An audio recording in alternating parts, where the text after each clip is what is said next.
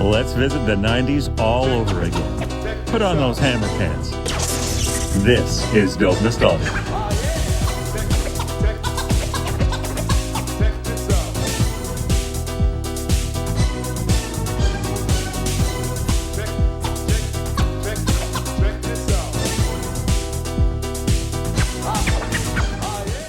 Hello, friends. Welcome to another episode of Dope Nostalgia Podcast. I'm your host, Naomi, and today is the first episode we've done in over 5 years that was done one-on-one and not on Zoom, right here in the Dope Nostalgia Studios, which is kind of a new thing. I've made an actual recording studio now to do the show in, and it's so much fun this way. I had a friend over that's been a guest of the podcast many times. Colin Krieger is back on the show with me today. We're discussing one of our mutual favorite bands, a band him and I have gone to see together live, Guns N' Roses. Guns N' Roses was extremely popular in the 90s, and they're one of the few, I guess, glam or hair metal type bands that did so well in that decade. I'm going to give you guys some background information, but not a lot because we know GNR.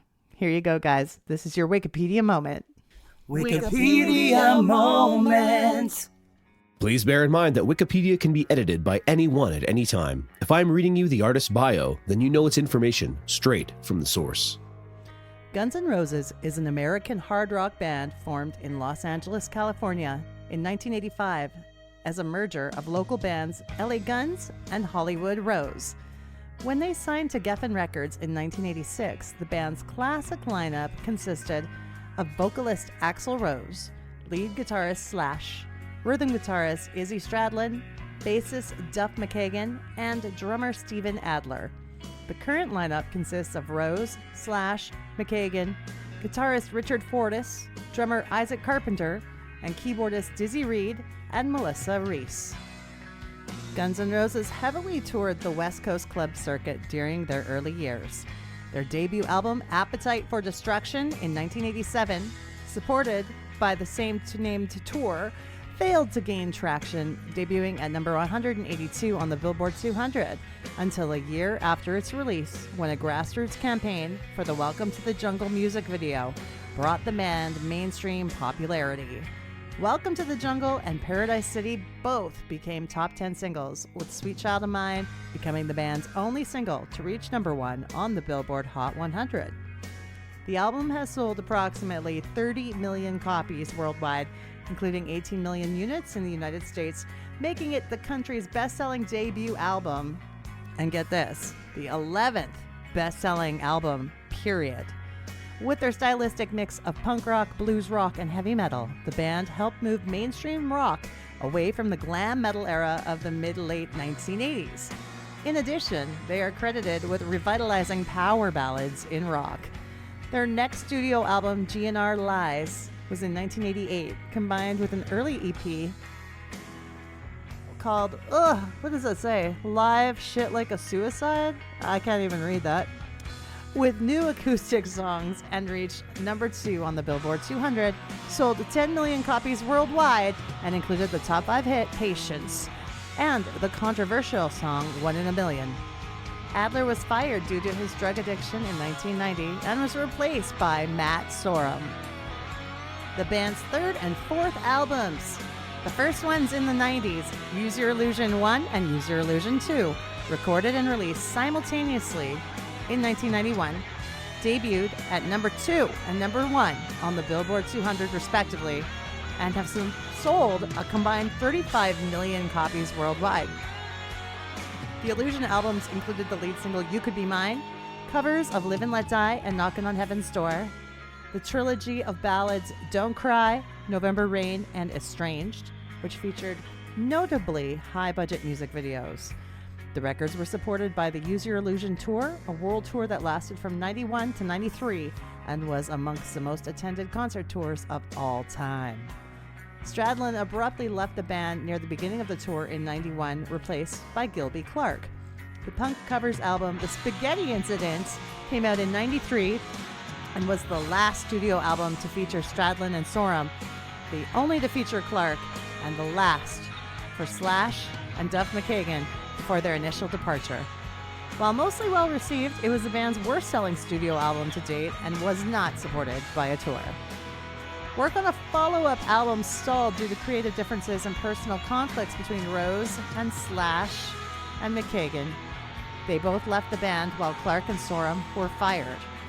In 1998, Axl Rose, Reed, guitarist Paul Tobias, and Robin Fink, bassist Tommy Stinson, drummer Josh Freese, and multi-instrumentalist Chris Pittman started writing and recording new songs, intending to record multiple albums. Guitarist Buckethead, Ron Bumblebutt how do I say that? Thal? And Fortis, and drummers Brian and Frank Ferrer all contributed as the band's lineup changed over the following decade. Finally, Chinese Democracy is released in 2008. And that's the most long-awaited album I've ever heard in my life. It was all right. I kind of liked some of it. But that's for you to decide what you think. Let me know what you think of Chinese Democracy. Give us a call on the Dope Nostalgia hotline at 1-888-741-9192. But now we're going to talk about GNR in the 90s with our good friend, Colin Krieger. Yeah, that mic sounds good. All right, cool. All right, I'm getting signal. Perfect. Mine's all echoey, though. Eh? Not in my phones. Oh, okay. Well, that's cool. Hey, well, okay, I guess I'll just give her and say this is the very first in-person episode we've done in the studio since before the pandemic. Nice. I'm honored. Yeah, because you were one of the very first ones to do this show. I think I was the first, wasn't I? Possibly. Yeah. Yeah, yes, you were. Yes. Yeah, I don't know. I think I sound echoey. Okay. Well, do you want to just play some of it back and see if it's coming through echoey? Because Let's see. All right, I'm recording again. fantastic. But yeah, so much has happened. It's been almost 5 years. Yes, it has. Yeah, that was 2020. That was early 2020. Mm-hmm. But Colin's back, everybody. Yeah. We were talking about what we wanted to record.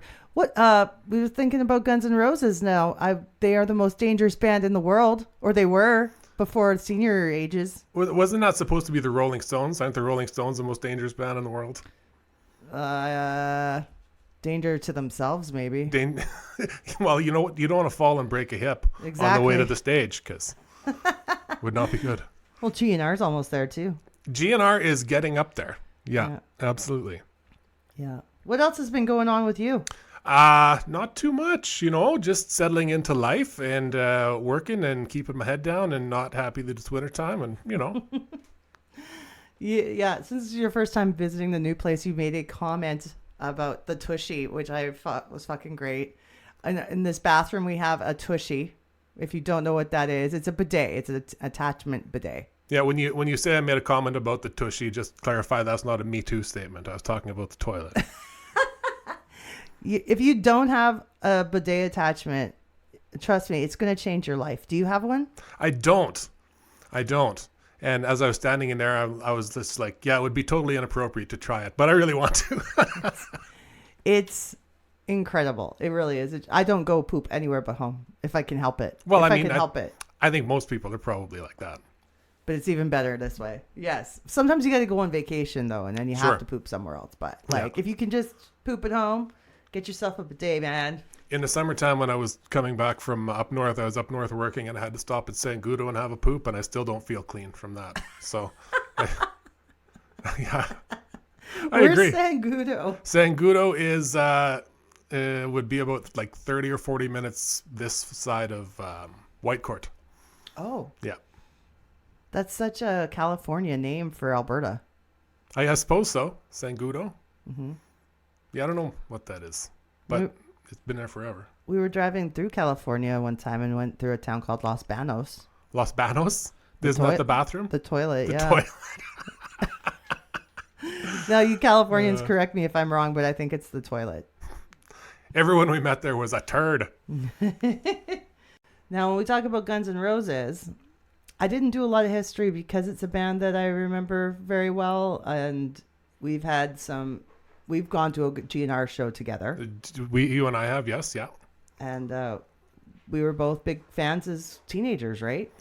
Yeah, the biggest, I mean, that's Guns N' Roses, when I got Appetite for Destruction, that sort of shaped, in a lot of ways, my musical taste from that.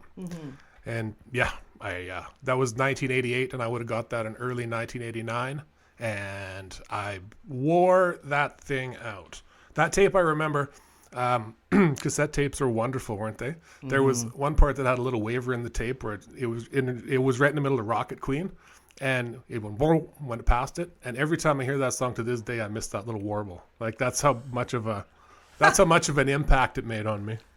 Now, was that from the actual tape being overplayed? I don't know if it was overplayed or it left in the sun or who knows with tapes, but it something happened, and it was right in the middle of Rocket Queen.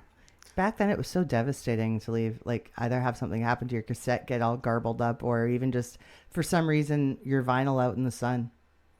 Yeah, vinyl, I didn't, like, we had vinyl at home and we played it a bit, but not a lot. So I don't have a lot of experience with vinyl. Yeah. I'm just starting with vinyl. Yeah? Yeah. I mean, we had it when I was a kid, but... Right. That's all. I'm really just starting with it now. It's $50 a record, you know? It's a rough collection to get into. It's true.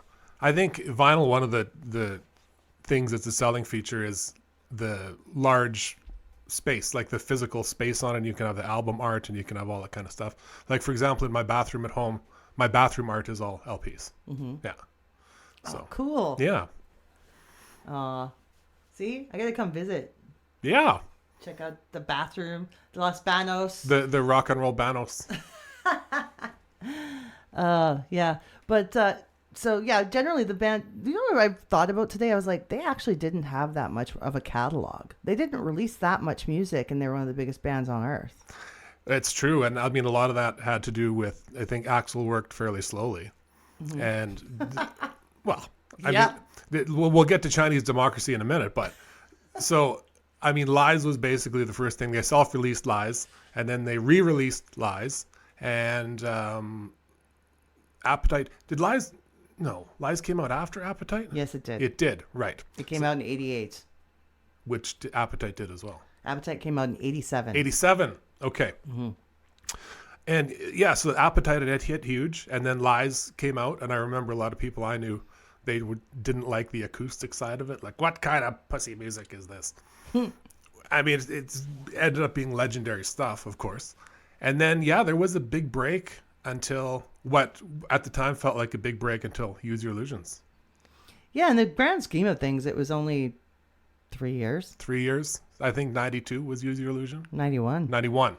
Oh, yeah, it was, 3 years. Yeah. So, and 91 was a crazy year for rock records too, because a lot of big rock records came out. A ton. In that year. Didn't the Black Album by Metallica? Black Album came out. Nevermind came out. Yeah. Blood Sugar Sex Magic came out. Pearl Jam 10 came out that year. Soundgarden Super Unknown was that year. Huge year. Wow. Yeah, that's impressive. But it's funny because this band was so into drugs, all the sex, drugs, rock and roll, all of that, to the point where they probably would have imploded. But luckily, somehow only one of them died, right? Did any of them die? Nobody died. Oh, no. My goodness, that's a miracle. Yeah. Why did I think one of them died? I don't know. Well, I mean, I have a feeling that Steve Adler probably came close. Yeah. And if you read Slash's book, I mean, there's a couple times that he probably came pretty close himself. And then later on, I mean, years later, Duff, his pancreas exploded or something. You can't live without a pancreas? Well, no, and that's what happened is I think his pancreas ruptured and he got like all the digestive juices and stuff filled his body cavity. Ooh. And he came extremely close to dying. No and kidding. That's how he sobered up. That's why he sobered up, was because of that. That is frightening. Yeah. Oh. Yeah, the pancreas is a huge deal. Yeah, that's one of those things you need. That's a must-have. Yes. So Guns N' Roses in the 90s only released 3 albums. Of course, like we said, Use Your Illusion 1 and 2 came out in 91, and they both debuted at number 1 and number 2 on the album chart. Yeah, flip-flop. Use Your Illusion 2 came out at number 1, and Use Your Illusion 1 came out at number 2. Yeah. This is one of the very first times an artist had tried to do a double album release at the same time. It was a big risk, I think. Oh, for sure. And it was not just a double album, but it was actually 2 separate independent albums. It wasn't like a double release, you know? And yeah, but I think they were riding such a big wave that it couldn't have lost. And then the I think what came out off of it first, Don't Cry came out, and it was kind of it came out before the album. A couple of things came out before the album. You Could Be Mine came out first because it was on the Terminator 2 soundtrack. Correct. Yeah. Yeah. And then I think they teased Don't Cry, if I remember properly. But then, yeah, when the albums hit, they were massive. Just huge. That was, if you were into rock and roll that summer, that's all you listened to. Oh, it was a bull out of the gate. It also, like, the music videos for November Rain and Don't Cry and everything were so grand. Yeah. Like epics. Huge MTV rotation or Much Music in Canada. So, well, and that's November Rain. That's a great video. Put that up against anything. That's just a fantastic video. Yeah, that's when Axl was dating Stephanie Seymour, the supermodel. That's right. And she was the bride in the video. My favorite part is Slash playing his solo outside the church. Yeah. It was so windy you can hardly stand up. Yeah. Yeah, like, I don't know. There's something about that part. One song I really like off those albums, I can never remember which song is from what album from the 2. Hardly ever. But Estranged. Yeah, Estranged is a rock epic. Like, I'll put that up against anything. And that one, that was a single, but it didn't do extremely well as a single, which I think is odd. But as a Guns N' Roses fan, I think everyone holds it in high esteem. I think that it was because it was so late in the record cycle, because it didn't come out as a single until December 93. Oh, okay. And it wasn't a sort of rock and tune that you would drive around with the windows down and listen to. No, it's more like November Rain, though. Like, it's quite a more bit, yeah. Of an epic, like, ballad that has its, like, you know, climactic points and such. So it's super cool, though. That's a great song, but it's so damn long that if I sing it at karaoke, I feel like an asshole. Yeah, well, that's the thing. Once it gets past the 5 or 6 minute mark and everybody's drumming their fingers on the table, yeah. There is this guy at the karaoke I went to last night. All he does is put in like 9-minute songs. I like how you're whispering close, like you're telling me a secret. Yeah, he's a dick. Well, the guy that we won't mention his name, but he used to come to a place we both worked, and he would switch up an epic for an epic. Like he'd switch up Paradise by the Dashboard Light for Bed of Roses for what's the big Prince one? I can't remember. A really long Prince one? Yeah. Shit, I don't know. I never thought... Purple Rain, the long version of Purple Rain. Like there's 2, there's the extended and the short one. And he used to always ask for he did November Rain also, but he'd always ask for the extended version. And the extended version just has like basically 2 or 3 minutes of instrumental in there because that's how the song goes, but not great for karaoke. People, if you want to do that, save it for a dead night. Oh, yeah. Don't do it on Friday, Saturday night like a dick. No. And don't do November Rain at 11:30 on a Friday night because no one's in the mood for that. Beautiful songs, but the wrong damn time. Yes. No. I haven't hosted karaoke in so long with reminiscing about the trials and tribulations. It doesn't sting as much now that it's over, right? Yeah, it's true. I haven't hosted karaoke in couple of years. Wow. How freeing. Yeah. Well, I like the place I host karaoke now, so that really helps. Yeah. Yeah, I mean, for sure.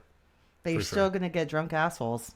Ugh. Well, that's the fabric of karaoke. Yeah. People are nicer to their server than they are their karaoke host. Oh, by far. This is a fact. Yeah.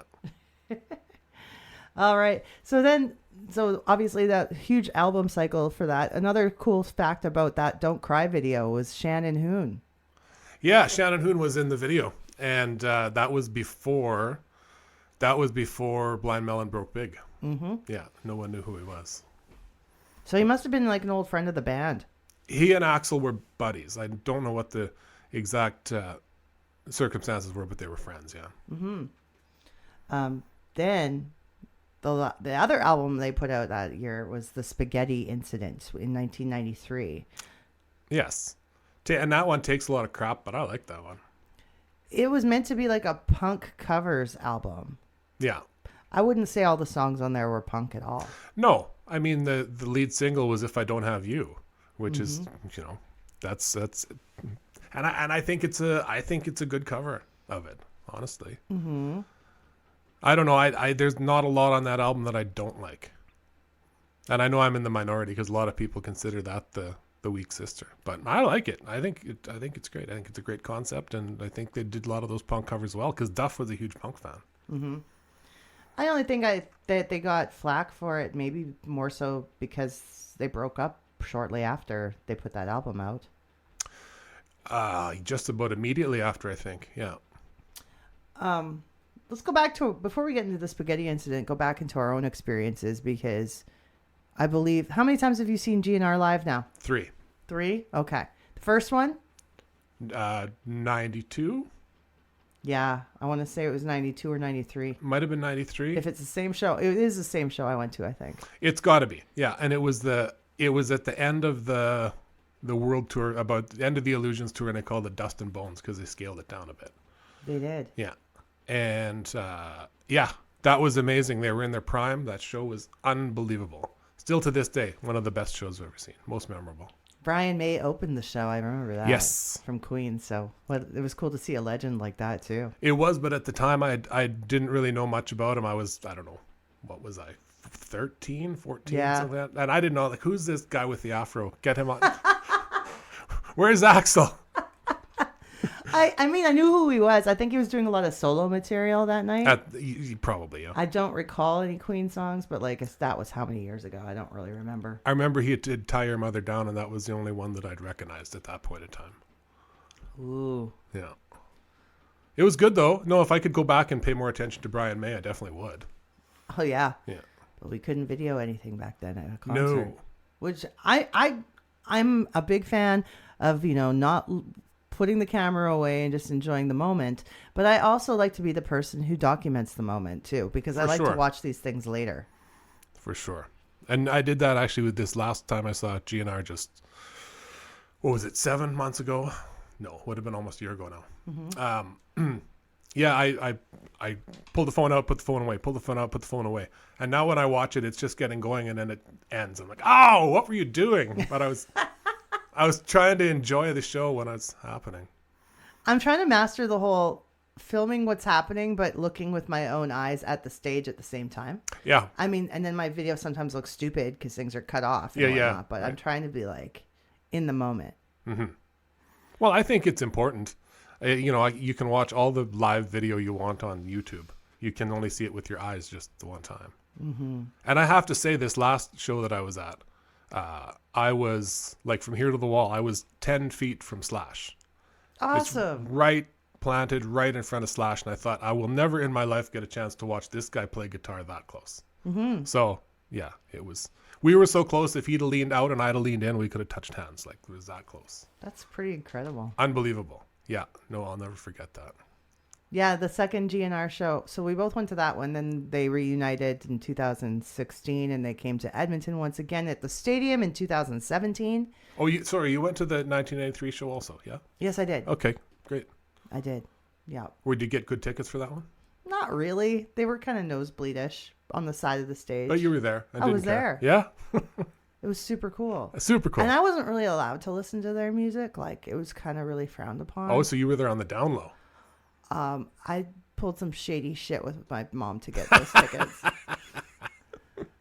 Luckily, I think she's forgiven me. Well, I should hope so at this point. Yeah, I wasn't supposed to be there. But I made it. But don't worry. By the time they came back here, I had my own money. Yes. Yeah, so yeah, you and I went together in 2017. We sure did. You're wearing the shirt today. I'm wearing the Edmonton shirt. I was going to wear mine too, and I forgot. Yeah. Mm-hmm. No, that was a great show also. We weren't as close as we could have been, but it was good to see them back together on the stage. It was, and it was a nightmare buying those tickets. Oh my God. Absolute nightmare. It was very stressful. Yeah.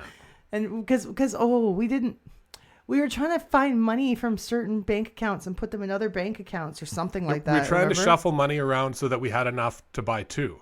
Yeah. And we were not short by very much, like $40 or something. Yeah. Yeah. Once they attacked on the fees and stuff, we're like, shit.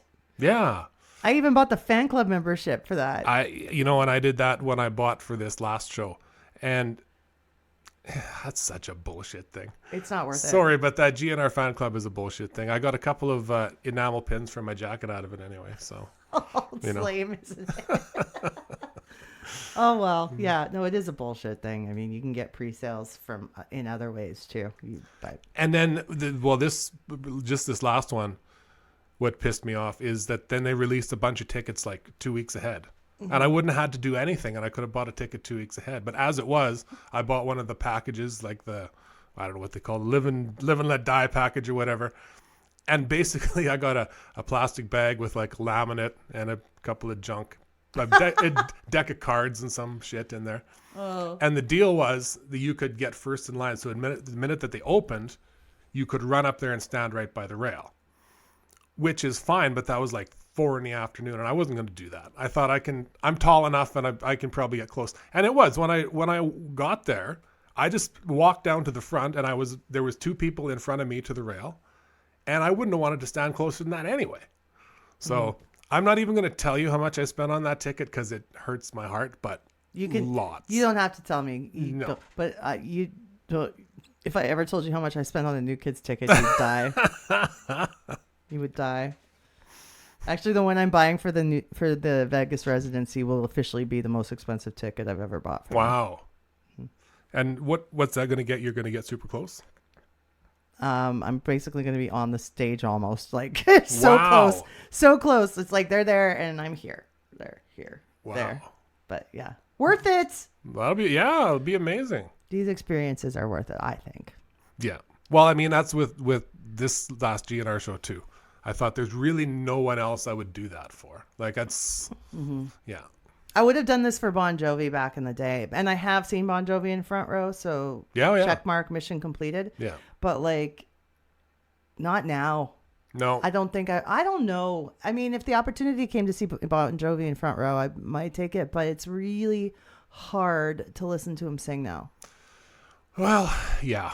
I mean, time takes a toll on the vocal cords. And I mean, that, speaking of Guns N' Roses, I mean, Axl is the same way. Mm-hmm. Axl doesn't have the voice that he had when he was a younger man. And that's because the way that he sings puts a lot of stress on his voice. I mean, there's a lot of that kind of gravel uncontrolled. It puts a lot of strain on it. And it's funny because I was watching the tour when it was coming, and people were posting online. And some nights he was doing really well, and other nights he wasn't doing well at all. Mm-hmm. And there were times with the Edmonton show as well where it was just, it was not good. And the sound man would drop his vocals out. Oh. Yeah. I'm assuming what happened is it was going through the in-ears and everything, and they didn't know. But what was going to the house, he would drop out the vocal when it got really rough. Like when it got embarrassingly rough. And that happened 2 or 3 times. I'm just I always thought if anybody on this planet is going to lose their voice, it's going to be him, because Axl Rose does not sing correctly. He's a throat singer. It's like, it's really damaging. But then he gets offered to sing for AC/DC to finish a tour. Mm-hmm. But with that kind of gravel, with a Brian Johnson kind of delivery, he does not bad. And it's actually pretty good. If you've watched the YouTube clips, it's not bad at all. Mm-hmm. I'm not interested in seeing AC/DC, but if AC/DC came through with Axl, I'd go. Just to check it out. Yeah. Whoa. That's like Lizzie Hill singing for Skid Row. That was amazing. Have you seen those clips? Mm-hmm. God, I would go see that. Damn it, that was amazing. Yeah. I would way rather see that than Sebastian. At this point, I hate to say it because I love Sebastian, but yeah, at this point, yeah, mm-hmm. For sure. There's actually online. Have you ever on YouTube? Do you watch The Charismatic Voice? I have seen it. Yes. Yeah, she does one about Axl, and she talks about his vocal style, and she has a few clips throughout the years, and she's a very nice lady, and she doesn't like to say anything bad, but a few years down the road, she's like, ooh, certainly been some wear and tear on those vocal cords. Oh my goodness, she's so sweet. Yes, she is. Yeah. It's hilarious. Yeah, if anybody hasn't seen that, check it out. Charismatic Voice on YouTube. Yeah. But yeah, like he's so unpredictable. The only thing I've heard that was really awful, that it was almost unlistenable to me from Axl, and I hate to say this, but it was when he sang November Rain at Lisa Marie Presley's funeral. Yeah. It was not good. No. It was rough. It was very bad. It was not, yeah. Mm-hmm. And I mean, it was a funeral and no one wanted to say anything negative, but it hurt to watch. It was not so good. We feel for you, Axl. We get it. If I could go back and buy him some throat coat and get him a vocal coach, I'd do it. I love Axl, especially like the early days, like circa 1988. That man was unbelievable. Mm-hmm. But yeah, if you had a time machine, yep, we'd save his voice. Yeah. And I'd talk to Vince Neil and get him in the time machine too, and we could go back, fix a few things. Show him some videos.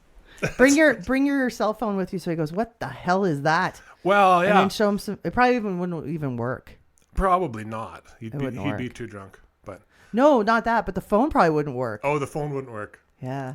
Well, I'll tell you, like a lot of people when they Vince Neil sucks, blah blah blah blah blah. Go on YouTube and find out the US Festival. It's US. Or is us or US? I don't know what it is, but in '82, unbelievable. Really good. Unbelievable. That's what sold that band. Everybody was in their prime, and he sounded good, and Tommy was looking good, and yeah, it was good. It's amazing. Tommy's dick, real good. I don't know. He didn't have that on display, but I'm sure there's something going on there. Oh yeah. Oh, last time I've only seen Motley Crue once, and he was talking about whipping it out on stage. So no, I know it's a little awkward the way that guy operates, but. I saw Motley Crue. I like him though. I was very fortunate. You remember Tommy Lee went to jail and they had John Corabi for some point in time, and their popularity just went downhill. Yeah. And they came here and they played Shaw Conference Center, and it was 4,500 people, I think. And I got to stand right down front, and that was awesome. That was awesome. I would not. So was Tommy Lee not even there? He was there. He was just out of jail. Oh, okay. Yeah. And he did this big embarrassing thing where he went to the front of the stage and he like sucked up the applause and says, "'Cause you guys love me." And anyway. Typical. Yeah, that's right. And so, but no, it was a small stage, and it was that was amazing. That's one of the best shows I've ever been to. Also, Motley Crue, I wouldn't go for free now. I mean, I'm sorry. No, it was a cool spectacle to look at. Yeah. But I've never been a fan of the band. I was there to see Def Leppard. Sure. So I'm like, well, we're here. I'm gonna stay and watch Motley Crue. Well, yeah. It's pretty sweet. Like, I don't know, but his voice, yeah. Oh, it's like funny. It's like a Muppet or something. I don't know how to describe how he sings. Well, and he only sings every third word, and he's out of breath half the time. And there's another one. I used to think Vince used to be great. Even if you go back on YouTube and look at the early part of the Dr. Feelgood tour, they're great. They're a great band. But it's gone now. But you mentioned Def Leppard. Def Leppard never sucks. Def Leppard has never sucked and will never suck. Even with 9 arms. Even with 9 arms. No, it's like awesome. that joke in reverse. Oh my goodness.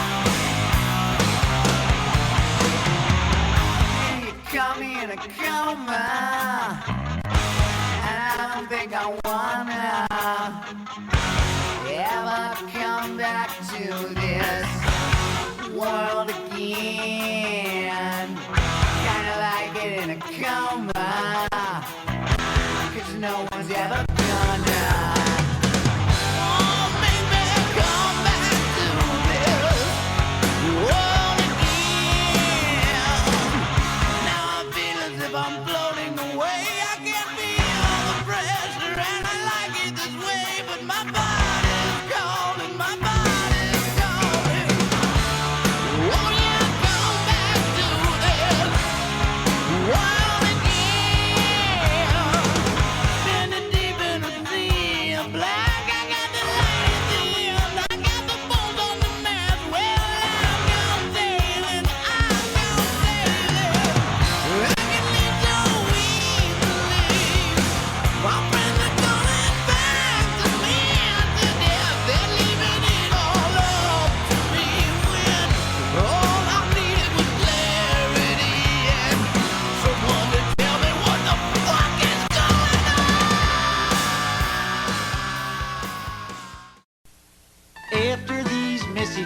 be right back. Hi. If you enjoy Dope Nostalgia, thank you. Consider becoming a Patreon subscriber today for as little as $1 a month. It helps keep the show on the air and rolling. So if you want to check out our Patreon, it's at patreon.com/dope nostalgia. $1 a month, and you'll be helping support one of your favorite podcasts. Hey, I'm Jake Slichter from Semisonic, and you're listening to the Dope Nostalgia Podcast. On the 80s and 90s Uncensored, listen to card-carrying Gen Xers Milo, that's me, and Jamie. And that's me. On the 80s and 90s Uncensored, we banter, debate, and discuss various topics from those two glorious decades. If you're old enough to remember those years, or if you're a fan of the era that defined American pop culture today, then you'll love the 80s and 90s Uncensored. If you're a miserable middle-aged office worker and your life sucks and essentially you don't have anything to look forward to, at least one day a week you have the 80s and 90s Uncensored. New episodes released every Monday. Subscribe where you get your podcast. Enjoy extra sugar-free gum. You get extra flavor, extra fun in extra sugar-free gum. The long-lasting sugar-free gum is extra with NutraSweet for extra refreshing flavor that lasts an extra long time. Extra flavor for that extra long flight. Extra flavor for that extra long night. When you're chewing extra, the extra fresh flavor lasts an extra long time. Extra lasts extra long. Give me a little bit of volume on this.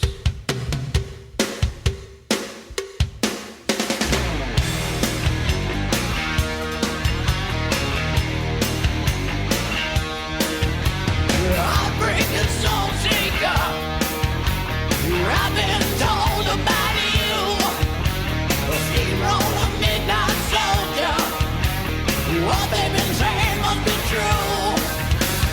Red hot mama, there'll be trouble. And Tom's gonna pay your dues.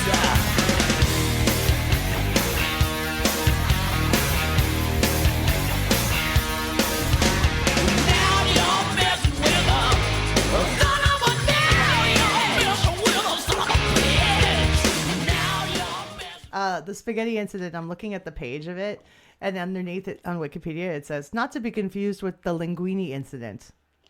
Which is? I have to find out. Yeah, we got to get to It's the bottom clickbait. of that. The Linguini incident is a movie with Rosanna Arquette, released straight to home video.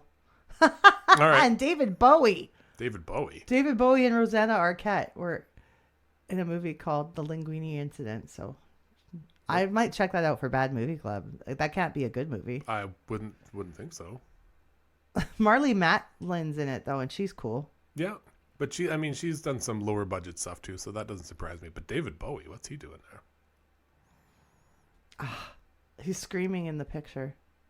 Oh, and James Avery is in it. James Avery, Uncle Phil. And his character's name is Phil.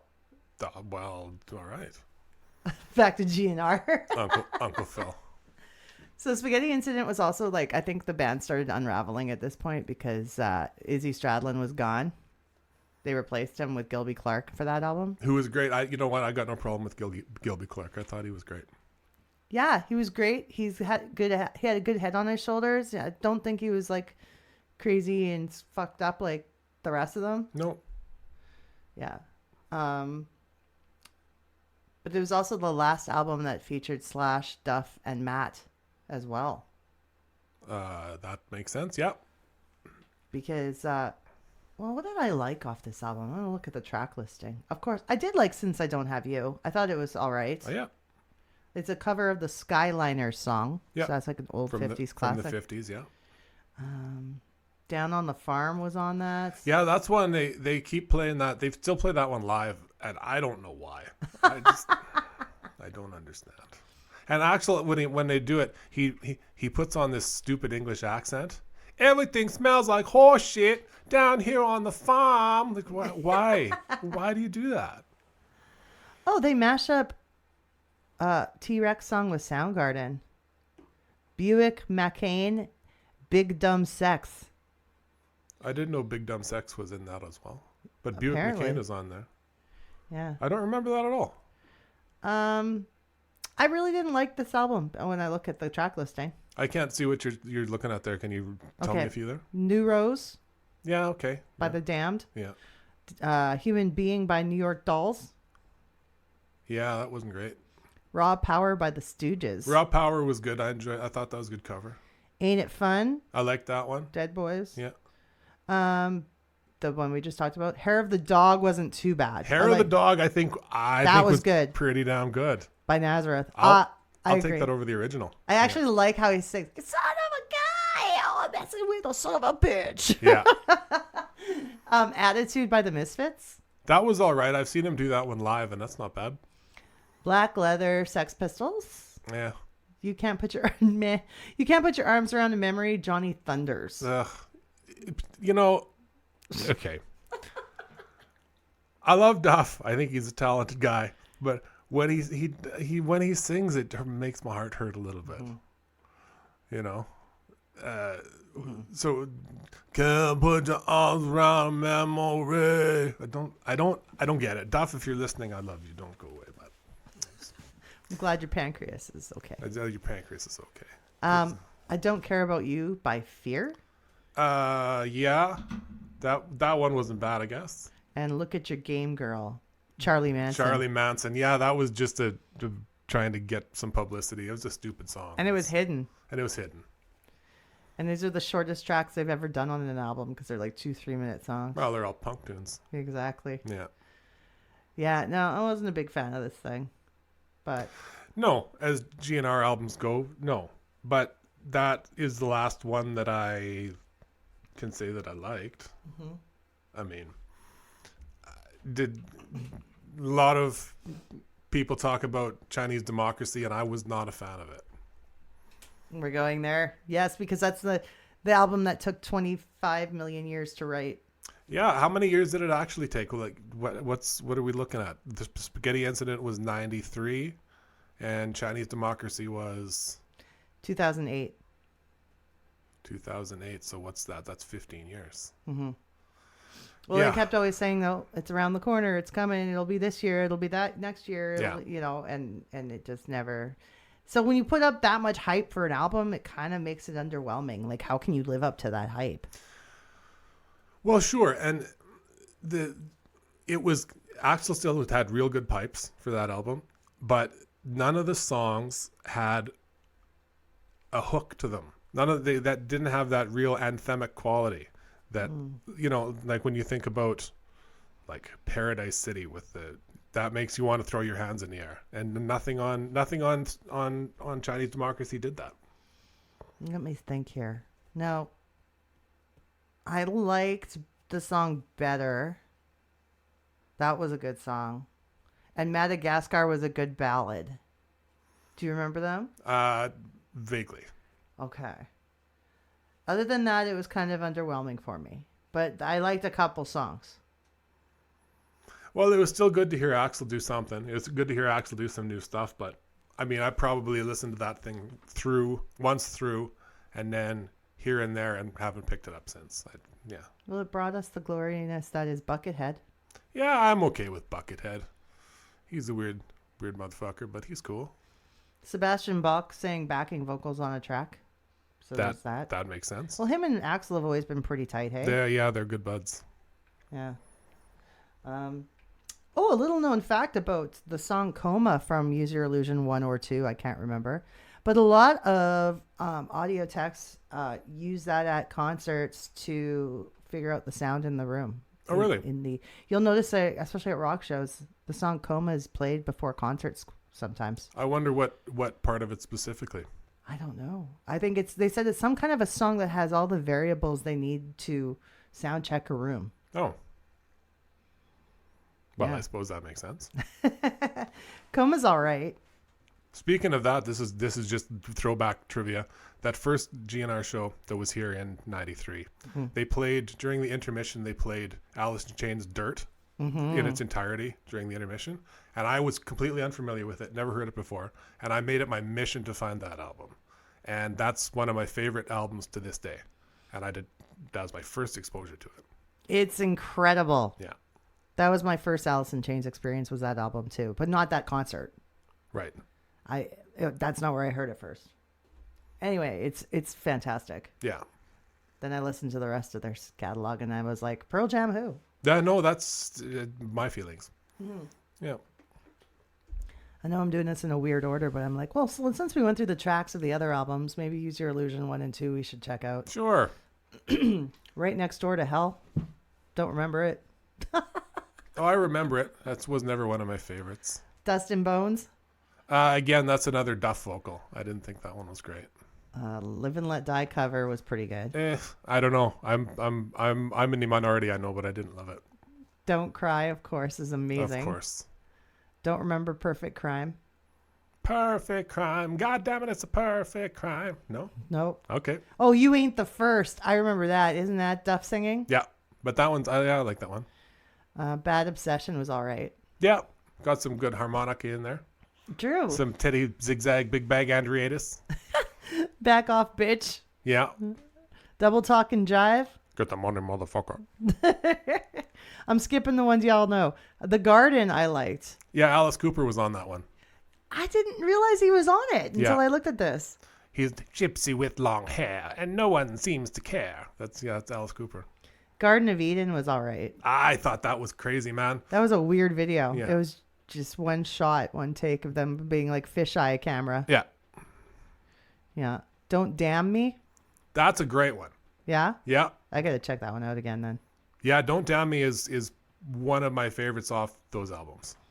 Bad Apples. That was okay. Dead Horse. Dead Horse is one of my favorites. Dead Horse is one of my favorites. Absolutely. I sing that song all the time at karaoke. I fucking love Dead Horse. Yeah. I like what did we say before the other one? Bad Apples? Yeah, Bad Apples. Don't Damn Me and Dead Horse I feel the same way about. Mm-hmm. And Coma? I like Coma. Yeah, I liked Coma too. But there's just so many singles on this album. Okay. Then we go into Pretty Tied Up. Yeah. Was cool. I like that one. I like the sitar at the start. Yeah. 14 Years was good. Yeah. But was that Duff singing again? That's Duff again, yeah. Yeah. Voodoo Child, Slight Return, Civil War. Wait, that's a bonus CD. I'm not even looking at the right. Yeah. Yeah. So the Voodoo Child part, they added that in for a live show, I think. But Civil War is the first song. Civil War, yeah. That Steve is still on that. Steve Adler's still on Civil War. Civil War is my favorite song from the two albums. Nice. Yeah. And then 14 Years once again. Yesterday's was great. Yeah, Yesterday was good. Knocking on Heaven's Door cover. Meh. Yeah. I'm not a big fan of their covers, but I think their covers have gotten better because when you and I went and saw them in 2017, it was like a 3-hour plus show. Yeah. And there was a lot of covers in it. Yeah. Yeah. And they were good. Yeah, I can't remember. Like the Slash does one that I really like in his solo. He does the theme from The Godfather. I think is great. When we were there, they did Wichita Lineman, which I thought was a bold choice. What else did they do for covers? I can't remember the name of the song. I think it might be by Kansas. Oh, Dust in the Wind? No. No. I don't remember. I'm hearing it in my head and I don't remember the name of it. Carry On Wayward Son? No. I don't know. I'm hearing it in my head. Like there was like a big piano breakdown. Do do do do do do. Oh, that's Layla. They did Layla. Well, it must have been because that's that piano breakdown. Wow. Yeah. Yeah. I'm pretty sure they did that. But maybe I'm wrong. Fact checks later. Yeah, so Get in the Ring was cool. Get in the Ring, yeah. We liked it when I was that age because there was so much swearing and calling people out in it. But it's kind of just a Axel temper tantrum. Shotgun Blues. That's okay. Breakdown. I love Breakdown. I'll listen to that one again. Breakdown is we all come in from the cold, come down from the wire. Oh, okay. Yeah. Locomotive. I like that one. So Fine.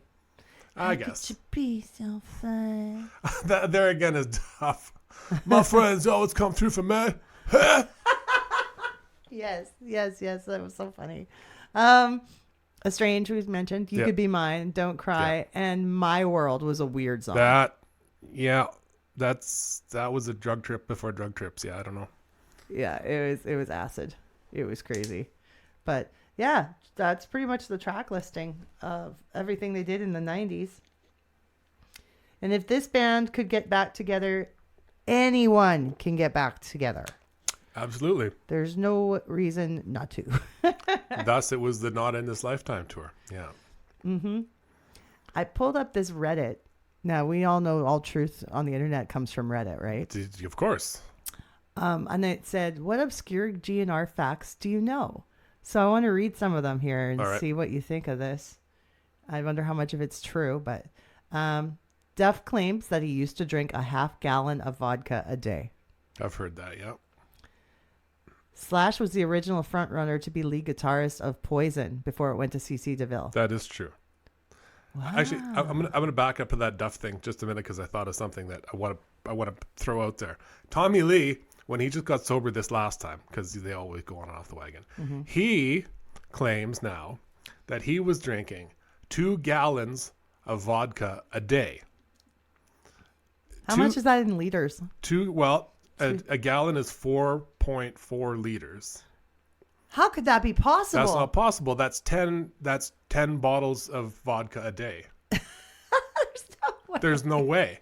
But he was on Steve-O's podcast and he was just adamant. No, dude. You wouldn't survive that. You would not survive that. I mean, I've drank a bottle in a go before, and that's like a 2.6. Yeah, and that's hard to recover from. You know. And I have for just one day. That's right. The guy's saying he does it every day. That's right. Lies. Oh man. Anyway, I had to throw that in there. I'm glad you did. Axl was offered $50,000 by Geffen Records to ditch his bandmates and join another one of their bands. What? Okay, whatever. Izzy now lives in the mountains. Okay. Yeah, okay. Good for him. Good for him. Hope he's well. In 1994, Seattle native Duff McKagan decided to invest $100K in 3 Seattle companies: Starbucks, Microsoft, and Amazon. That's true. I've heard him talk about that. Oh, I wonder if he stayed invested. Yeah, he's really well, and he's got an investment company now that specifically does financial services for musicians because a lot of musicians end up broke. So yeah, good for him. Yeah, Duff's a pretty smart guy. The Simpsons Duff beer is named after Duff, reportedly because of Duff's legendary drinking. He says Duff says yes, Simpsons say no. Oh, really? Yeah. Bad Obsession is the only Guns track that does not use hi-hats on the drums. Okay. Wow. So it gets ride cymbal for that one? I don't know. That sounds right, I guess. Axl was given boxing lessons by Lenny Kravitz after he got punched out by Tommy Hilfiger. I don't know. That sounds janky. Slash's mother dated David Bowie. Yeah, that's true. Wasn't she wasn't she a person who worked in the entertainment business? Yeah, she was a seamstress. Oh, okay. Got it. Double Talk and Jive found a head and an arm in the garbage can. This really happened. Loads of cops were swarming around near a recording studio the band were in. They asked what was going on. Someone found a head and an arm in the garbage can. Wow. Well, I mean, yeah, that's something you'd write a thing about. There's a movie where Steven Adler blows John Wayne Gacy in a bathroom for drugs and then gets murdered and fucked by Jeffrey Dahmer. Well, that's news to me. I've not heard of that one. What movie is that? I don't know. It's called Dahmer versus Gacy. Oh boy. From 2010. That's like Batman versus Superman, but way more fucked up. And people are vouching for this, saying that they've seen it. Weird. How about that Velvet Revolver? Did you like that? I like the Velvet Revolver in that, I mean, I'm a big fan of Slash, obviously, and having most of Guns N' Roses in there was a great sound. And I'm a big fan of Scott Weiland, of his work anyway.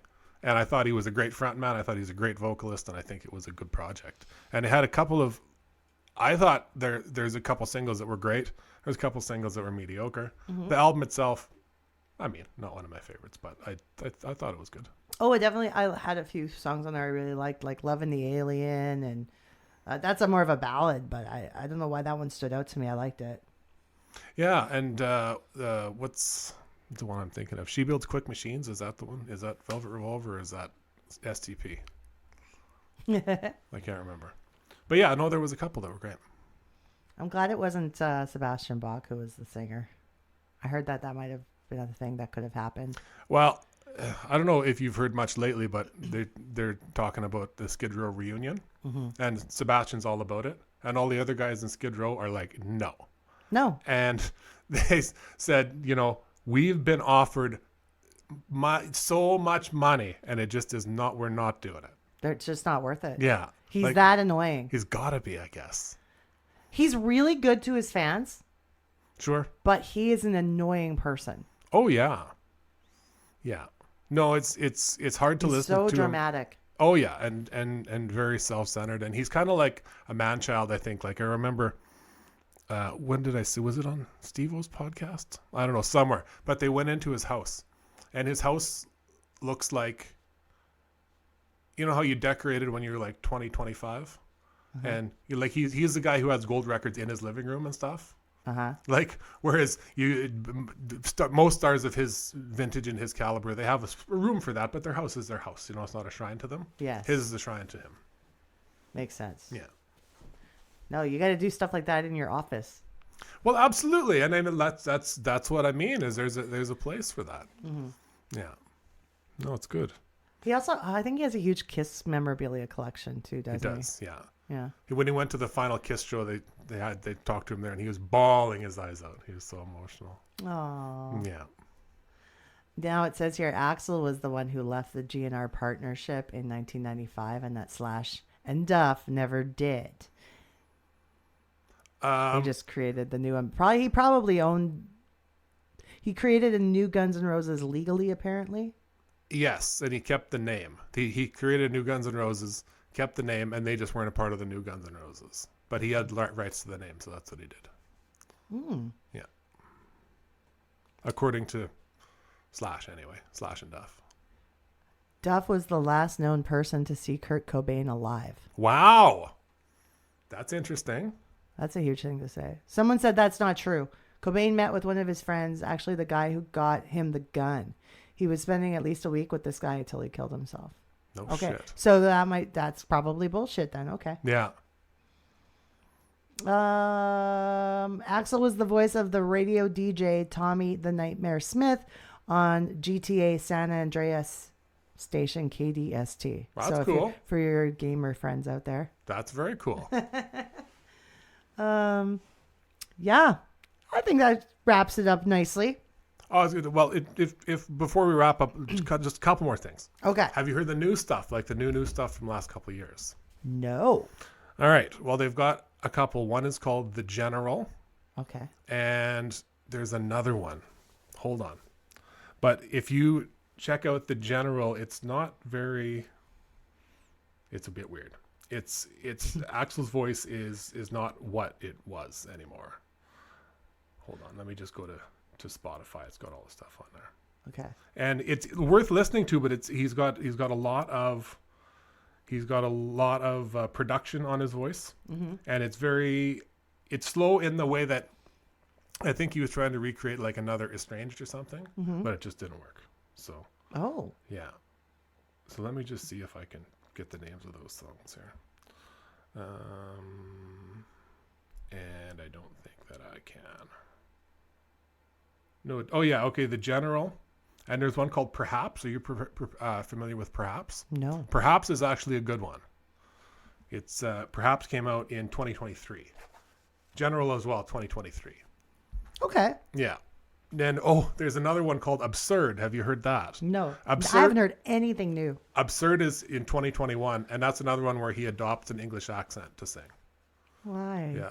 Absurd. Just a hobby for him, I suppose. Just a hobby. And then there's also another one called Hard School. So yeah, anyone who wants to check it out, the new Guns N' Roses stuff from 2021 on is Absurd, Hard School, Perhaps, and The General. There you have it. Yeah. That's a nice way to end things.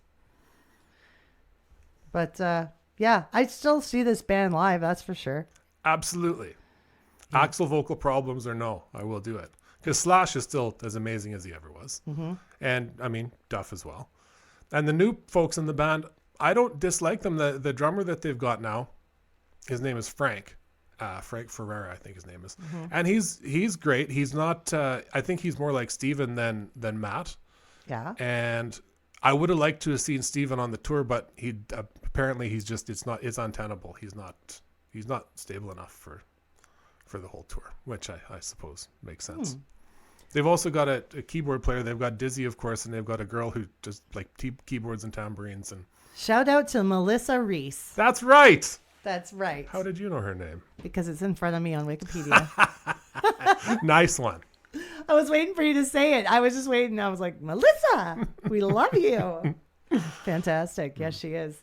But yeah, no, it's so cool to see them doing their thing together. I hope they actually do get along. I hope that, past wrongs have been righted between the three main guys. And I think enough money sorts out a lot of things. Money does fix a lot of Yeah.